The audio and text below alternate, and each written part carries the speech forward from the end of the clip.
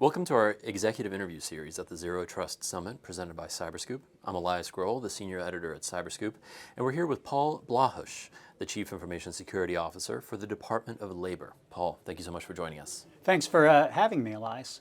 So I'd like to start by asking you, what are the biggest technical challenges your agency still faces to meet the key mandates in the White House executive order on Zero Trust security? Wow, great question. Certainly a lot of hurdles yet to go with meeting the executive order and the Zero Trust components of it. Three things come to mind, and I think two are directly related to Zero Trust, and one might be a little bit tangential to it, but I'll start with the ones about Zero Trust.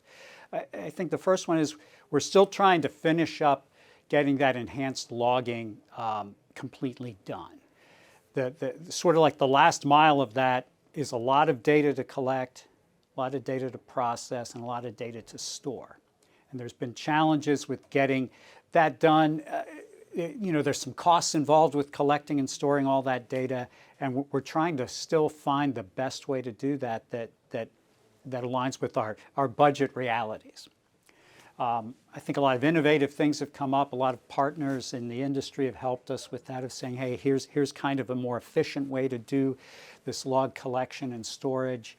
Us identifying which logs or information types are kind of important to us for near real-time incident detection and response versus which ones maybe can we pass off to less expensive type of storage because we may just need them later, but we don't need them immediately.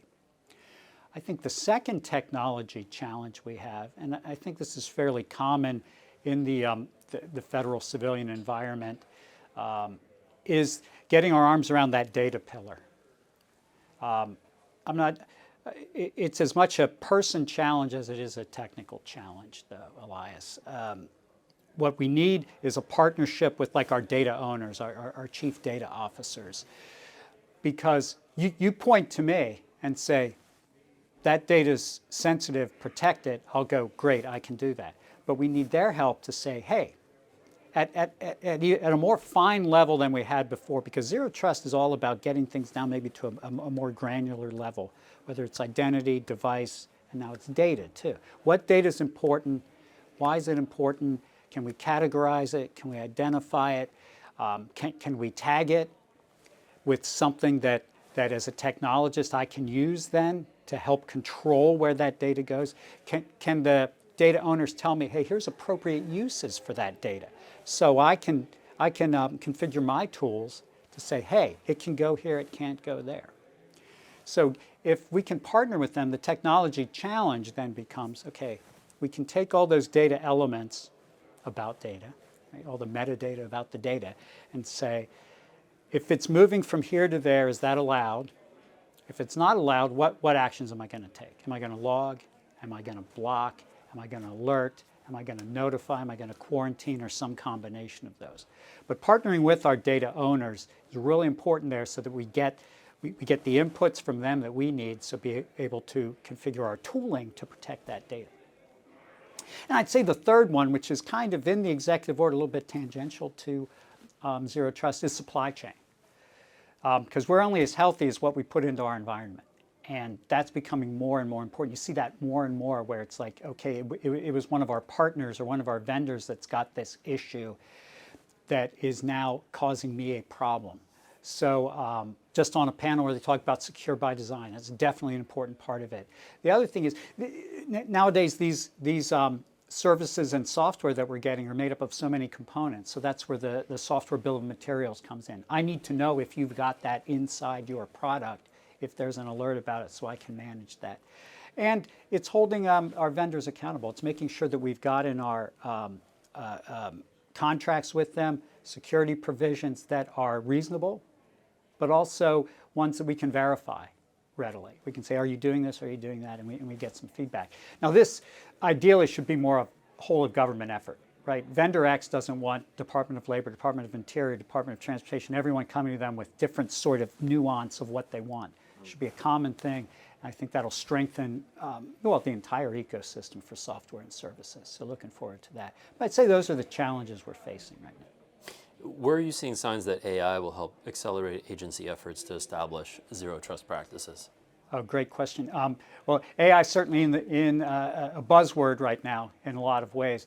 Now, the things that get talked about a lot about AI now really maybe aren't the things that I see helping us with zero trust, right? The generative AI is not really where it's helping us. But where it helps us is, my gosh, one of the points of zero trust is that you're going to get a lot more data. You're going to get data about identity, about device health, about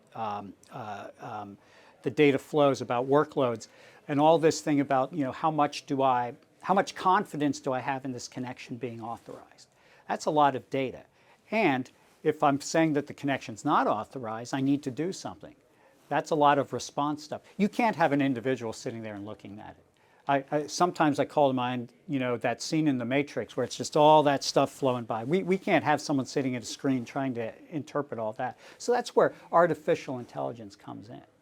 I think on a benefit to us, we've sort of been using what I call artificial intelligence for years. Our products and services that we get have been artificial intelligence, whether that's the threat intel feeds we get, heuristic antivirus, that's sort of a form of artificial intelligence.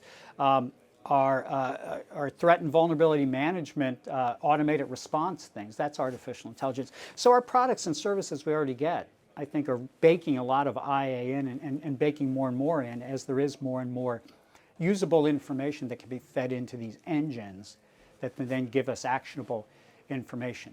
Now, I don't want to put generative AI off too much. We do see a lot of use outside of maybe zero trust for generative AI for us. We need to produce a lot of documentation, system security plans, or RFIs for a new product. Can generative AI help speed that process up for us of creating new documentation or new